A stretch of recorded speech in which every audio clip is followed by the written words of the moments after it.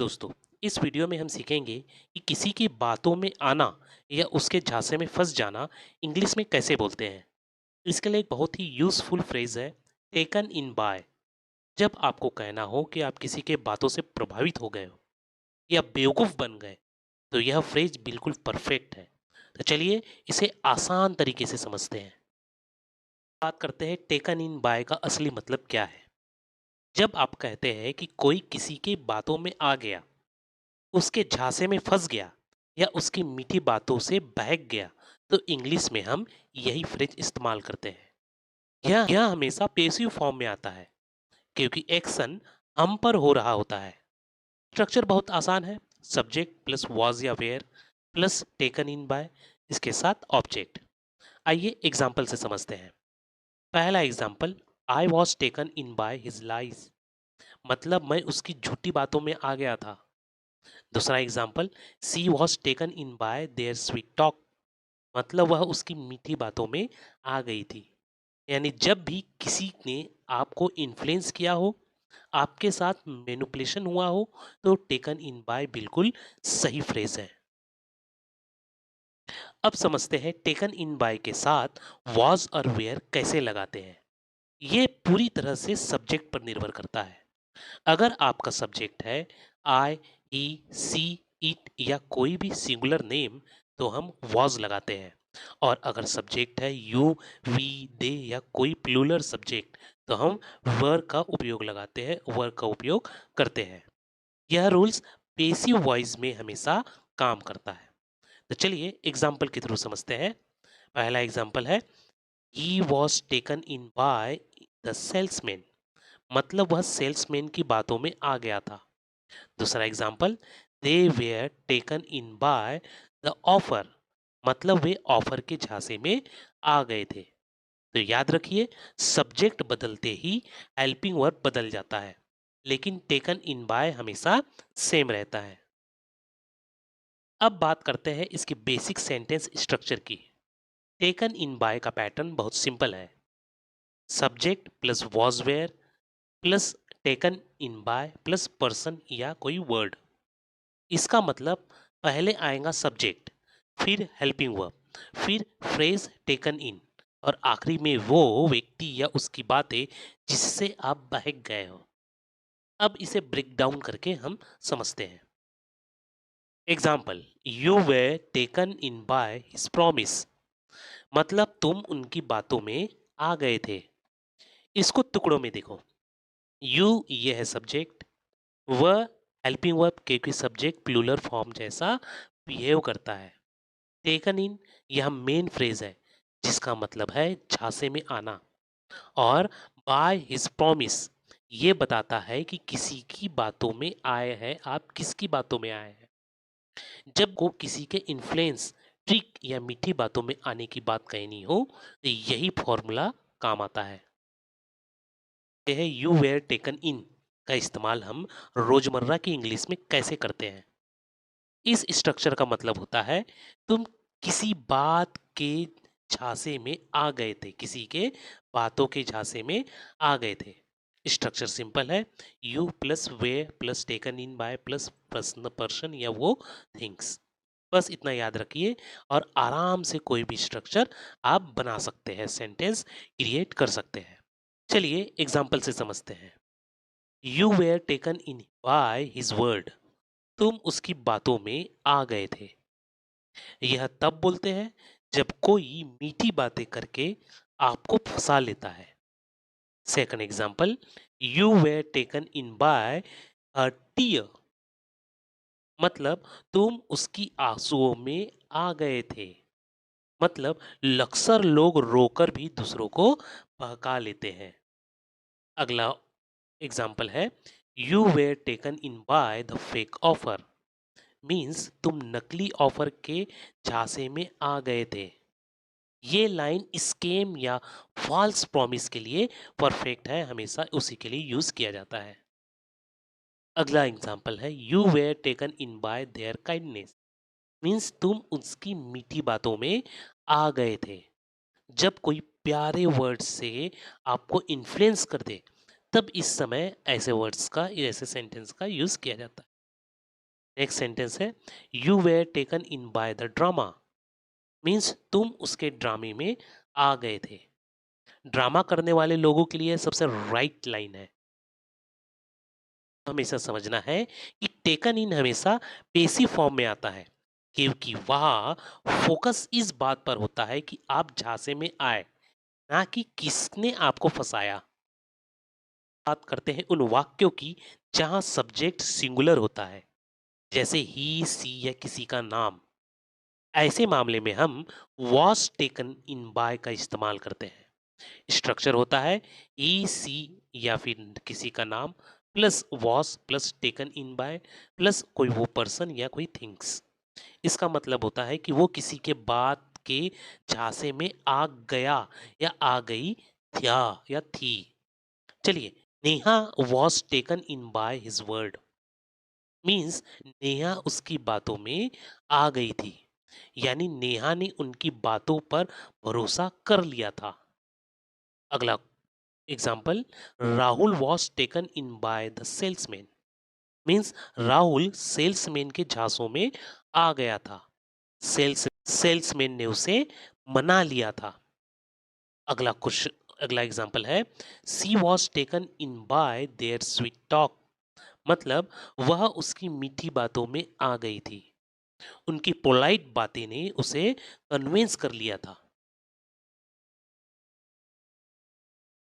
He was taken in by the fake story, means वह नकली कहानी में आ गया था। कहानी झूठी थी, बट उसने बिलीव कर लिया था। अगला एग्जाम्पल है my sister was taken in bye her friend, means मेरी बहन अपनी दोस्त की बातों में आ गई थी। फ्रेंड ने जो बोला वो उसे सच मान लिया था। My uncle was taken in by the online scam, मेरे चाचा ऑनलाइन स्कैम के झांसे में आ गए थे। फेक वेबसाइट ने उनको फुल कर दिया था, फुल बना दिया था। हमेशा आपको याद रखना है कि वॉज टेकन इन बाय हमेशा सिंगुलर सब्जेक्ट के साथ आता है। ई सी इट, नेहा, राहुल जैसे नाम के साथ हम वॉज लगाते हैं, क्योंकि ये सब एक व्यक्ति को दर्शाता है, फर्स्ट पर्सन सिंगुलर प्रोनाउन। अब देखते हैं कि टेकन इन बाय को हम बाकी सब्जेक्ट के साथ कैसे यूज करते हैं। यहाँ एक छोटा सा रूल याद रखें कि आई के साथ हमेशा वॉज लगता है, वी दे हमेशा प्लूरल सब्जेक्ट्स के साथ वेयर आता है। स्ट्रक्चर सिंपल है, सब्जेक्ट प्लस वॉज या were plus taken in by plus object या कोई पर्सन के साथ समझते हैं। I was taken in by his promise, means मैं उसकी बातों में आ गया था। उन्होंने जो प्रॉमिस किया वो मैंने सच मान लिया था।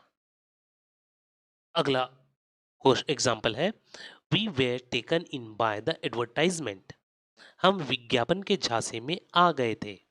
एड इतना अट्रैक्टिव था कि हम बिलीव कर बैठे थे, हम विज्ञापन के झांसे में आ गए थे। They were taken in by the rumours, वो अफवाह के बहकावे में आ गए थे। गलत बात उन्होंने बिना चेक किए मान लिया था। Was taken in bye her innocence, मतलब मैं उसकी मासूमियत में आ गया था। उसका इनोसेंस बिहेवियर देख के मैंने ट्रस्ट कर लिया था। We were taken in by their behaviour, means हम उसके व्यवहार में आ गए थे। उसका नेचर देखकर लगा कि वो सच कर कह रहे हैं, इसलिए हम उसके व्यवहार में आ गए थे। We were taken in by their behaviour. आपको हमेशा याद रखना है कि वॉज सिर्फ आई के लिए होता है, वेयर हमेशा वी और दे के लिए, और टेकन इन बाय का मतलब वही बातों में या आ जाना या जिसमें आ गए हैं उसके लिए हम टेकन इन बाय का यूज करते हैं। अब बात करते हैं निगेटिव सेंटेंस की। अगर आपको कहना है कि कोई बात में नहीं आया या झांसे में नहीं आया, तो बस एक छोटा सा चेंज करना होता है। रूल बहुत सिंपल है, सब्जेक्ट प्लस वॉज या were plus not plus taken in by plus object, यानी सिर्फ नॉट जोड़ने से सेंटेंस निगेटिव बन जाता है। चलिए एग्जाम्पल से समझते हैं। I was not taken in by his word means मैं उनकी बातों में नहीं आया था। उसने जो कहा मैंने उसे सच नहीं माना। अगला example, she was not taken in by their offer. वह उसके ऑफर में नहीं आई थी। मीन्स उसका ऑफर अच्छा लगा लेकिन वो बहकी नहीं। They were not taken in by the rumours. वो अफवाह में नहीं आए थे। मीन्स उन्होंने रूमर्स को इग्नोर कर दिया। आपको इन सभी में ग्रामर टिप्स हमेशा याद रखना है कि आई ही सी इट या सिंगुलर नेम के साथ हमेशा वाज नॉट लगता है और you we they plural subject के साथ हमेशा वर नॉट या वेयर नॉट का यूज किया जाता है। बस आपको इतना याद रखना है। अब सीखते हैं इंट्रोगेटिव सेंटेंस यानी सवाल पूछने वाले वाक्य। जब आपको पूछना हो कि कोई बातों में आ गया या नहीं, तो स्ट्रक्चर बहुत आसान है। सिर्फ एक काम करना है, वॉज या वेयर को सेंटेंस की शुरुआत में ले आओ बस। स्ट्रक्चर है वॉज या were plus subject plus taken in by plus object. इसका मतलब क्या प्लस सब्जेक्ट प्लस किसी की बातों में आ गया। चलिए एग्जाम्पल से समझते हैं। Ah were you taken in by his word. क्या तुम उसकी बातों में आ गए थे? यह पूछने के लिए कि सामने वाला उसकी बातों पर विश्वास कर बैठा या नहीं। अगला example, was she taken in by the drama. क्या वह ड्रामा में आ गई थी? मतलब क्या वह भावनाओं में बह गई थी? अगला example, were they taken in by the scam. क्या वे स्कैम के झांसे में आ गए थे? यानी क्या उन्होंने उन्हें धोखा हुआ? आपको हमेशा याद रखना है कि वॉज किसके साथ आता है, आई सी ई इट या सिंगुलर नेम के साथ। वेयर किसके साथ आता है, यू वी देयर और प्लूरल सब्जेक्ट के साथ वेयर का यूज किया जाता है। बस हेल्पिंग वर्ब बदलती ही आपका क्वेश्चंस परफेक्ट बन जाता है।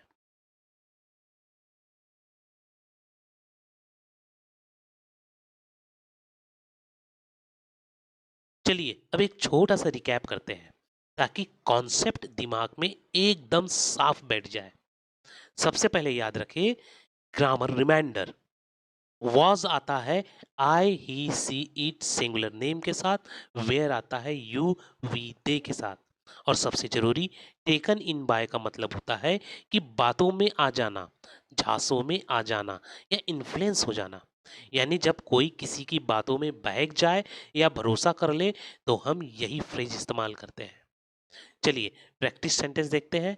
आई was taken in by his lie. मैं उसकी झूठी बातों में आ गया था। She was not taken in by the scam. वह उस स्कैम के झांसे में नहीं आई थी। यहाँ नॉट जोड़कर हमने वाक्य को निगेटिव बनाया है। अगला है way you taken in by their offer. क्या तुम उसके ऑफर में आ गए थे? यह इंट्रागेटिव सेंटेंस है इसलिए वेयर सेंटेंस की शुरुआत में आए। Next, they way taken in by the salesman. Way salesman के झांसे में आ गए थे। आपको इन सभी में बस आपको याद रखना है कि हेल्पिंग वर्ब बदलते ही पूरा मीनिंग बदल जाता है। आप हमेशा प्रैक्टिस करते रहिए और ये स्ट्रक्चर आपकी डेली इंग्लिश का हिस्सा बन जाएगा।